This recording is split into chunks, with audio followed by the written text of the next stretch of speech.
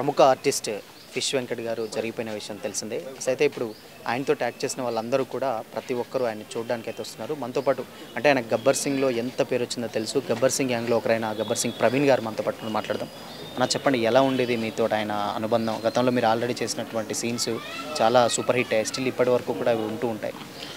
అన్నతో పాటు అనుబంధం అంటే అది చెప్పలేదన్న. ఎందుకంటే అన్న మాకు సొంత అన్న లెక్కనే ఉంటుండే. మాకు ఇండస్ట్రీలో మాకు బిగ్ బ్రదర్ లెక్క ఉంటుండే. మాకు చాలా సపోర్ట్గా ఉంటుండే.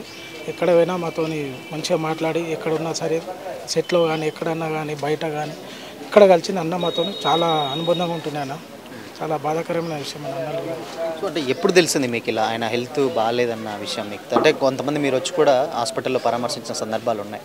ఎప్పుడు తెలిసింది మీకు? మాకు గత 1 year 2 years నుంచి అన్న బాధలో ఉండే. అప్పుడు కొద్దిగా క్యూర్ అయిందని చెప్పారు ఇంట్లో అడిగితే. క్యూర్ అయింది అనుకున్న టైంలో మళ్ళీ హాస్పిటల్లో జాయిన్ అయిన తెలియగానే మళ్ళీ మేము వెళ్ళాము ఆర్బీఎం హాస్పిటల్లో. అక్కడికి వెళ్ళాక అక్కడ చూసినాము చాలా క్రిటికల్గా ఉండే. మీ మీడియా ద్వారా అందరికీ తెలియడం జరిగింది. అందరు వచ్చి స్పందించినందుకు అన్న కొద్దిగా హెల్ప్ జరిగింది. ఇప్పటికే బాడీ మొత్తం కొద్దిగా పాయిజన్ అయిపోయిందంట.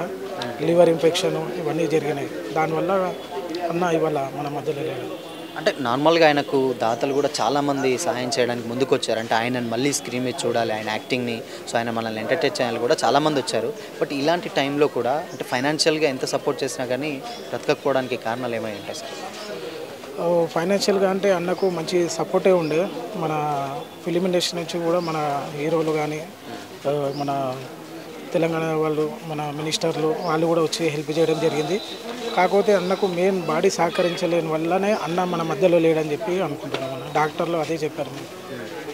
పవన్ కళ్యాణ్ గారికి చెప్పారా విషయం? తెలిసిందా ఆయనకు? ఆయన దాకా వెళ్ళిందా? వెళ్తే ఆయన సైనించాలేమన్నా రియాక్షన్ ఏమన్నా వచ్చిందా? ఏంటి అసలు అన్న అది మాకు అంత ఐడియా లేనా. సార్ దాకా వెళ్ళిండొచ్చు, వెళ్తుంది ఖచ్చితంగా. మా బాస్ కూడా చాలా ఇష్టపడతాడు ఫిష్ వెంకట్ అని. పవన్ సార్ కానీ హరీష్ సార్ కానీ బాగా ఇష్టపడే వ్యక్తి. ఫిష్ అని చెప్పి పిలిచి బాగా మాట్లాడతారు అన్నతోని. వాళ్ళకు కూడా తెలిసిండొచ్చు, ఎందుకంటే వాళ్ళు కూడా స్పందిస్తారు అన్న ఖచ్చితంగా. సో అంటే చాలామంది ఏంటంటే ఫిష్ వెంకట్ గారు అంత పెద్ద పెద్ద సినిమాలలో చేసినా కానీ మెయిన్ స్ట్రీమ్ అంటే ఎవరైతే పెద్ద పెద్ద హీరోలు ఉంటారో వాళ్ళు కొంచెం నెగ్లెక్ట్ చేశారన్న వార్తలు వస్తున్నాయి. ఇది ఎంతవరకు నిజం? అసలు మీరు దగ్గరుండి చూశారు కాబట్టి. నెగ్లెక్ట్ అంటే ఏమో మనకు కూడా అంత ఐడియా లేదు. అది ప్రభాస్ గారిది అయితే అది ఫేక్ న్యూస్.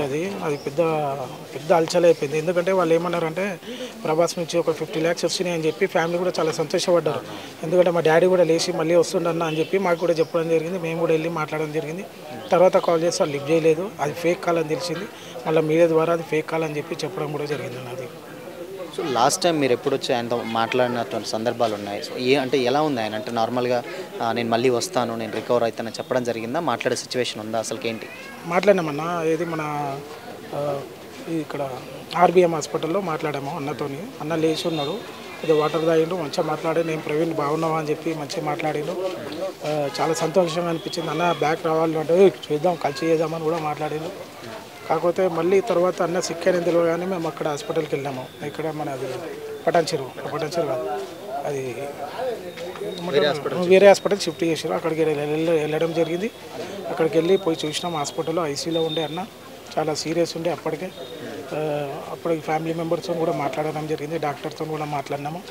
సీరియస్ ఉన్నాడు, ఎవరు వెళ్ళదు, ఇన్ఫెక్షన్ అవుతుంది, మీరు ఒక్కసారి వెళ్ళి చూస్తా అంటే మీరు ఒక్కళ్ళు వెళ్ళండి అని చెప్పి అంటే నేను మన గబ్బర్ సింగ్ సాయన ఇద్దరం కలిసి వెళ్ళి లోపలికి వెళ్ళి చూసి వచ్చినాము. చివరిగా ఆయన మాట్లాడినట్టు మాటలు ఏంటి మీతోటి? చివరిగా అంటే ఇక్కడే మాట్లాడాడు అన్న. ఇక్కడ మాట్లాడినప్పుడు అయితే అదే అన్నాడు, అప్పుడు బాగున్నావా అది ఇది అన్నాడు. బాగున్నా, నువ్వు ఎట్లున్నావు అని అంటే బాగున్నా నేను కూడా అన్నాడు. నా ఎట్లుంది ఏం సంగతి అంటే నాకేమో మంచిగా ఉన్నా నేను అని చెప్పి మంచిగా మాట్లాడిండు. ఇక అదే లాస్ట్ మాట అన్న మాకు అన్నతో మాట్లాడు. సో ఇప్పుడు మీ అంటే నార్మల్గా ఏంటంటే ఇప్పుడు యాక్ట్ చేసిన వాళ్ళందరూ కూడా ప్రతి ఒక్కరు వస్తున్నారంటే మీకు సంబంధించిన సర్కిల్లో అందరూ చూడడానికి వస్తున్నారా లేకపోతే ఏంటి అసలు? వస్తున్నారన్న ప్రతి ఒక్కరు. మా గబ్బర్ సింగ్ టీం వాళ్ళు కూడా ఇప్పుడు 5,000 ఉన్నారు, వచ్చారు. వేరే వర్క్ మీద బయటకు వెళ్ళారు, వస్తున్నారు. వాళ్ళు కూడా టీం మొత్తం వస్తున్నారు, అందరు వస్తున్నారు. సో ఇప్పుడు తెలుగు చిత్ర పరిశ్రమకు నిజంగా ఫిష్ వెంకట్ గారు లేని లోటు అది లోటుగానే చాలామంది అంటున్నారు. సో మీరు ఆయన దగ్గర నుంచి చూస్తారు, మీరేం చెప్తారు యాజ్ ఏ ఒక తమ్ముడిగా చెప్పాలంటే? ఫిష్ వెంకట్ అన్న లేని లోటు అయితే ఖచ్చితంగా ఉంటుంది. ఎందుకంటే ఆయన కామెడీ చేసినా సీరియస్ చేసినా జనాలు అయితే కీకలు పెడుతుండే. ఆయన లేని లోటు మాత్రం ఖచ్చితంగా ఉంటుంది అన్న.